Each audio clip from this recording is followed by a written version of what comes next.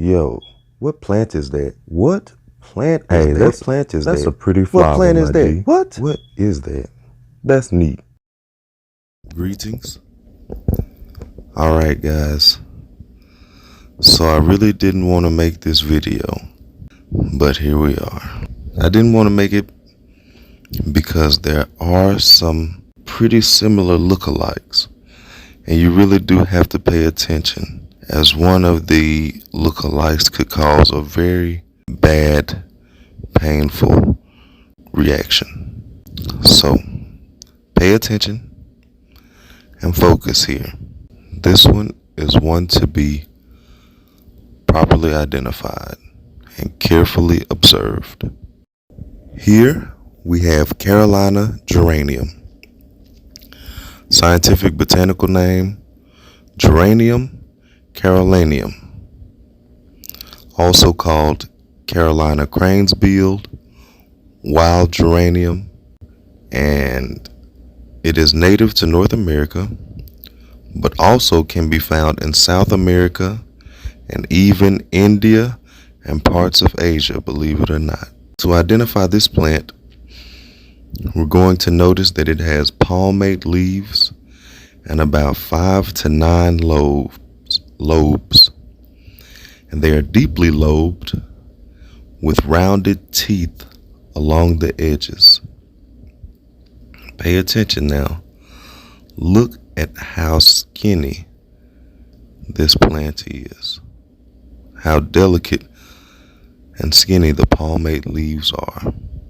That is going to be important as we move along. You will notice when this flower is in bloom, it has tiny white/pink flowers and 5 petals on each flower with rounded notches at the tip.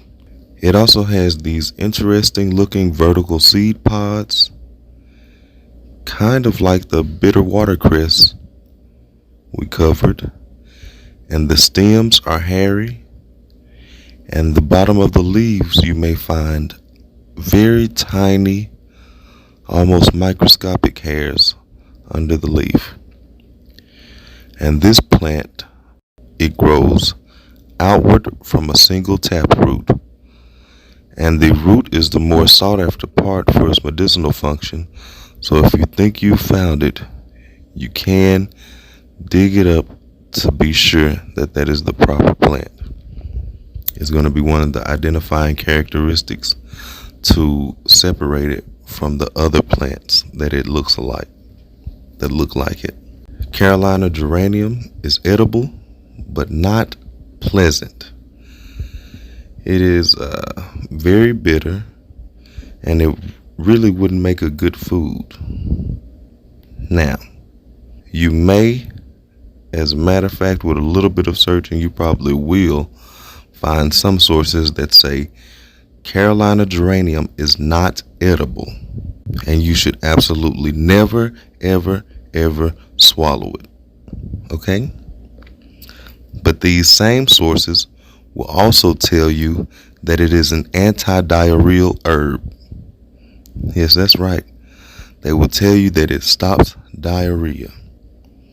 To which you should ask these individuals, organizations, and likewise, how could it possibly get to your intestine and aid you with diarrhea if you should never, ever, ever, ever, ever swallow it? All right. The whole plant is used medicinally, but especially, again, the roots have a history of medicinal use. Carolina geranium is astringent. It is styptic, meaning it stops bleeding when applied topically.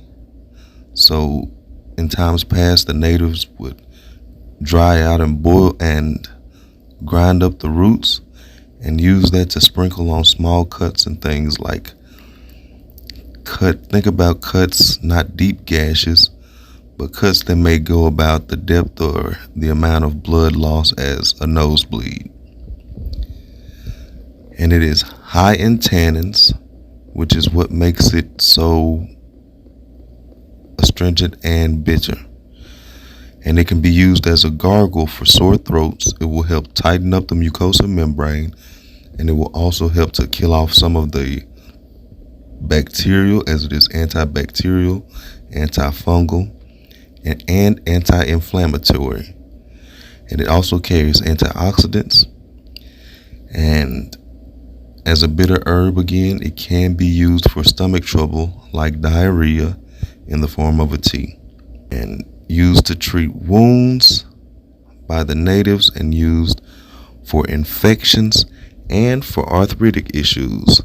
So it's been used for various types of pains, generally around the joints. Here we're getting into the first look-alike, which is going to be, I'll start with the edible look-alike, which is Carolina bristle mallow, scientific botanical name Modiola caroliniana. And this plant has coarse leaves, though it seems to look like this Carolina geranium. Notice that the leaves are broader.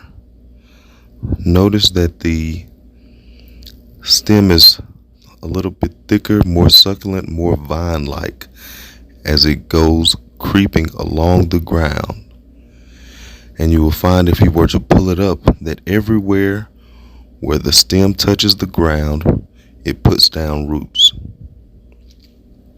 And this one is again edible, but it's not really eaten. It is just used as a tea, mostly for its cooling action, to help you in heat or hot flashes.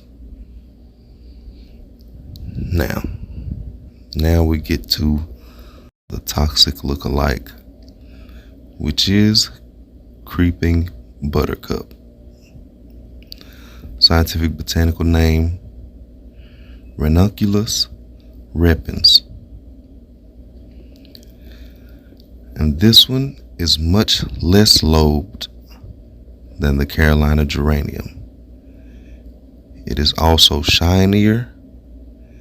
It has smoother leaves, and again, it is thicker, while the Carolina geranium, compared to both of these lookalikes, is quite skinny.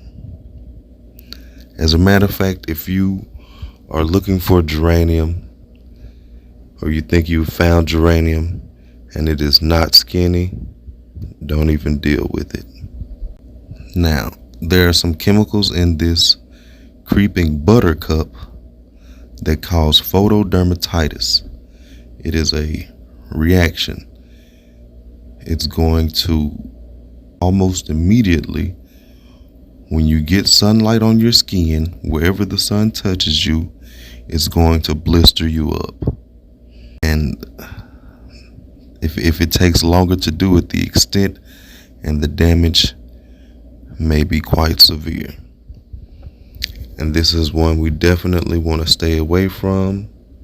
They do have different types of flowers if you should find either the Carolina bristle mallow or the creeping buttercup in flower.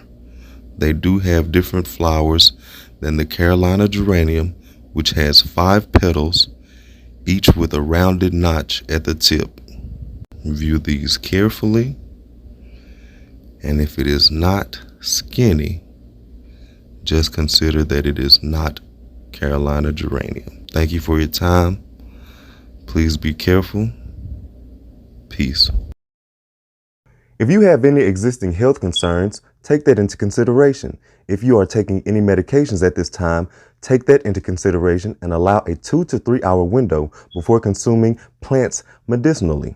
Do not take anything that you are not sure of or that you have not properly identified. If you have any further concerns, do not consume the plant. If you would like to know what other medical implications may come about from going back to a more natural life, to a more traditional lifestyle, after you have properly identified and know the uses of plants thoroughly, and you are still concerned, of course, consult your local drug dealing doctor.